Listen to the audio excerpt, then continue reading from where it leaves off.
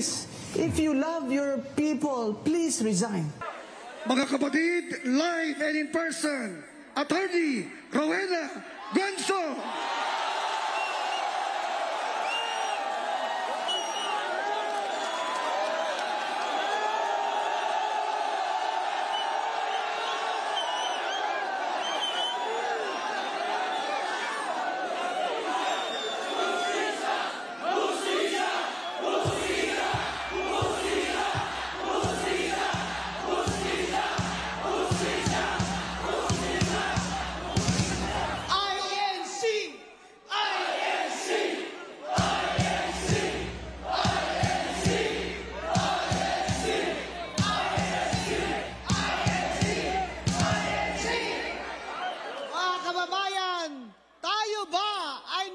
Demokrasya?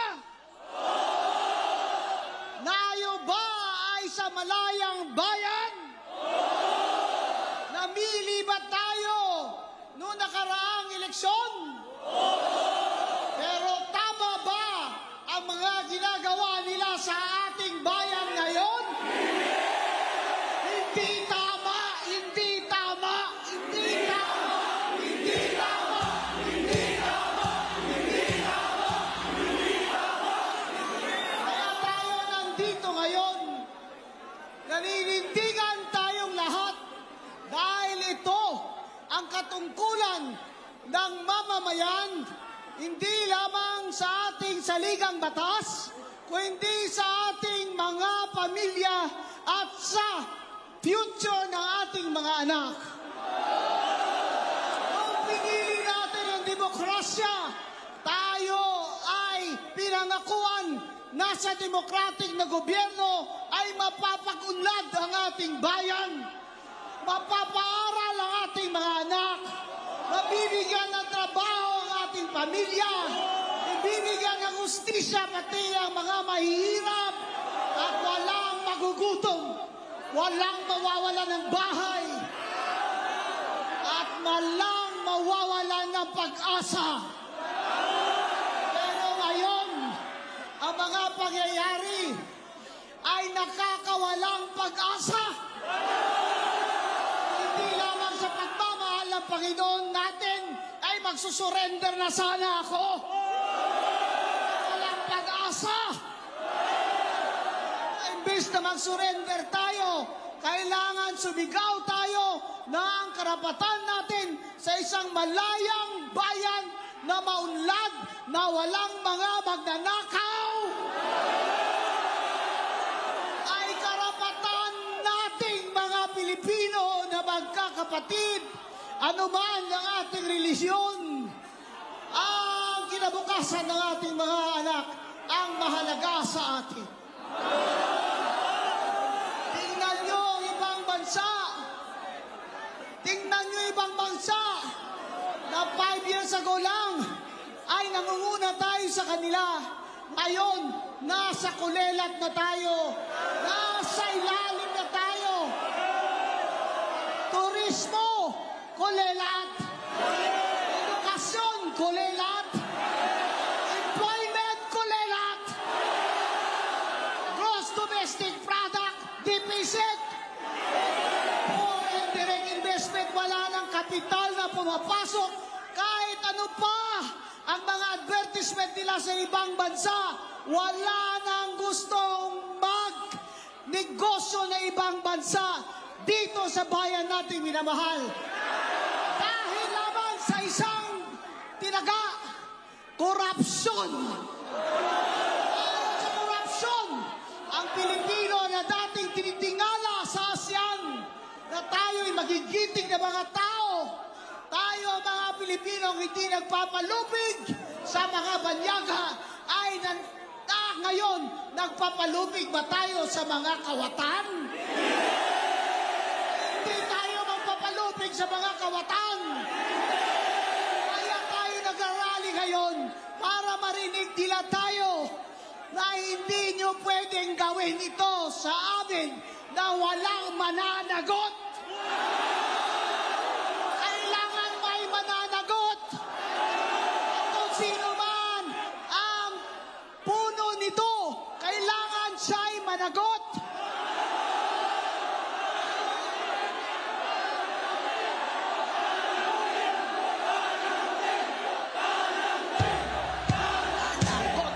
Nanagot.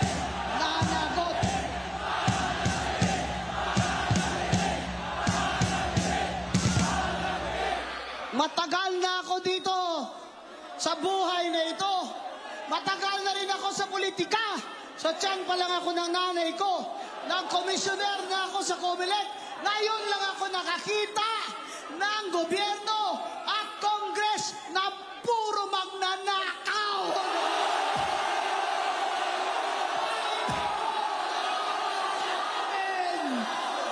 Panginoon, maawa ka sa amin. Bakit humantong sa ganito? Sa panahon ng Pilipino ay halos wala nang makain 3 beses isang araw. Kalahati sa atin o 60 milyon ang nakakaranas ng gutom, habang ang mga buhaya ay pataba ng pataba.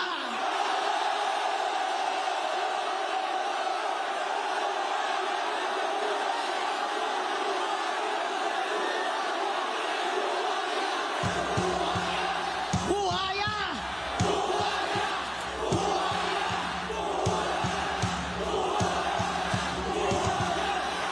Habang ang mga tao pobre ay nakapila para makasakay lamang ng jeep o bus, 5 oras hanggang makauwi, ang mga buhaya ay nakahelikopter. Ay pambili ng milyon-milyon dollars na mga aeroplano. At ang masakit pa sa lahat, pinagmamalaki pa ng mga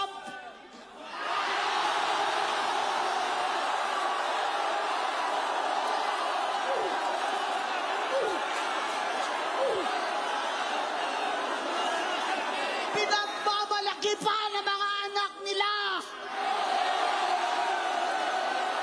Yung mga gamit nila, kotse nila, relo nila, ang bag nila, nasa isang bag lang ay makakapag-aral na ng 5,000 estudyante. At saan galing yan? Lahat yan galing sa atin. Mayaman o mahirap, nagbabayad ng tax. Sasakay ka ng tricycle, ang tricycle driver nagbabayad ng tax. Bibili ka ng grocery, may tax. Bibili ka ng gamot, may tax. Bat sila ng bat. Dapat yung isa dyan, tawagan nyo na talagang Batman.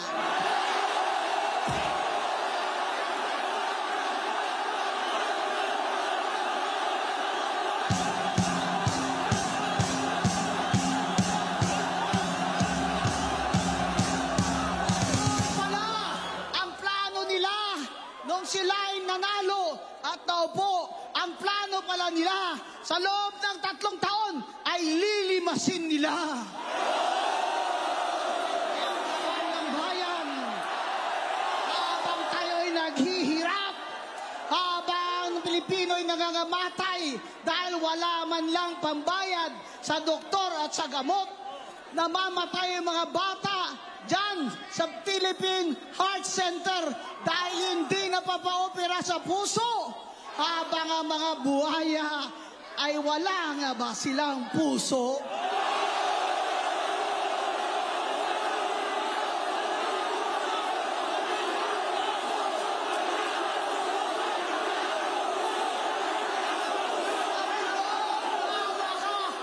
Saklolohan mo ang Pilipino. Saklolohan mo kami. Dahil parang hindi na maaawat ito kung walang divine hand. Pray ako ng pray. At hindi naman dahil sa akin, pero dahil naman talaga sa Panginoon natin ay nagkabaha, lindol, at lalong naramdaman ng mga tao ang kahirapan at katakawan ng mga magnanakaw. Pupunta ka lang sa ospital, lulusong ka pa sa baha. Ay, mga anak mo dahil kinagat ng daga. Sana magpadala ng milyong-milyong daga. Kung banda sa kanila. Aray ko.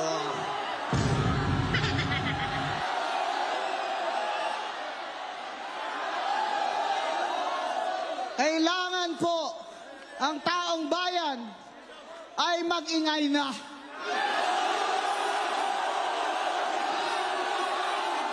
Tayo may obligasyon sa pagdarasal o hindi sa pag-aksyon din.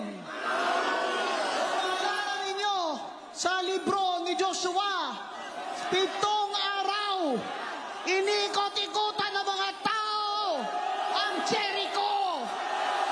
6 araw.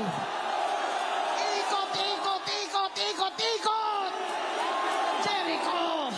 Sa ika-7 araw, sumigaw ang mga tao. Mga magnanakaw. And on that day, the walls of Jericho came crumbling down. Power of our God. That is the power of our God. And that is the power of the prayer of God's people. Panginoon ko, bigyan niyo kami ng sapat na lakas na ipatuloy itong aming mga hinanaing at malipol na po sana ang kasamaan dito sa gobyerno sa Pilipinas. Sana po magising na rin ang aming mga kapatid at sa 2028 ay wag na iboto itong mga magnanakaw na ito. Mga kapatid, mga kababayan, alang-alang sa ating mga anak na 3 taon pa pag ganito at walang mananagot, ay walang pagbabagong mangyayari. Doon sa ibang bansa, sa Indonesia, na grabe #1 sa korupsyon, nagtayo ng tunay na Independent Commission on Corruption na pinangunahan ng dati nilang Supreme Court Justice at dahil nagreklamo na ang lahat ng mga inuutangan ng Indonesia ay gumaling gumaling sila sa sakit na korupsyon. Kaya ngayon ang Indonesia ay mataas na ang rating sa credit index. Ang Pilipinas, 2.7 trillion every year gustong utangin ng ating mga pinuno. Sa 2.7 trillion, ang 2.6 dyan ay para lamang sa pagsweldo ng kanilang pamahalaan.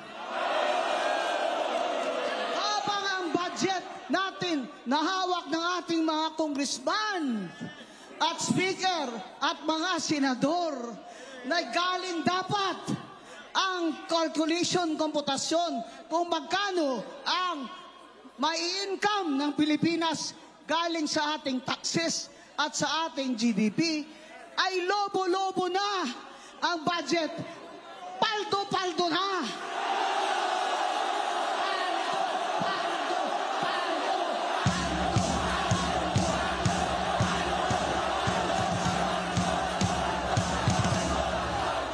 Paldo na, Congressman. Aray ko. Tama na! Tama na! Tama na! May mananagot! Mananagot! Mananagot! Maraming salamat mga kapatid. Pagpalain sana tayo ng mahal na Diyos. Salamatan natin, Atty. Rowena Benson. 4 na salamat po. Salamat po.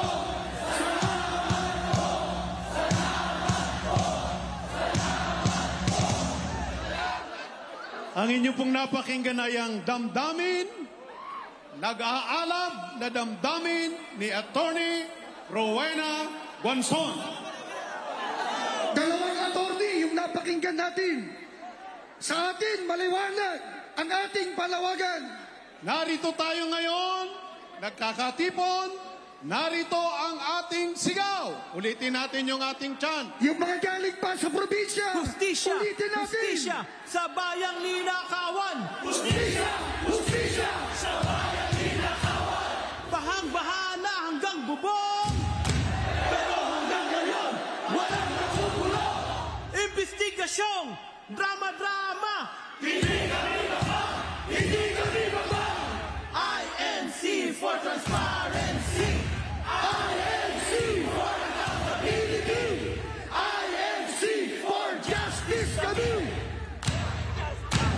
Justice, justice, not justice! Justice, justice, not justice! Simple lang! Ayaw natin sa mga magbabatas na nabibilipit ng batas!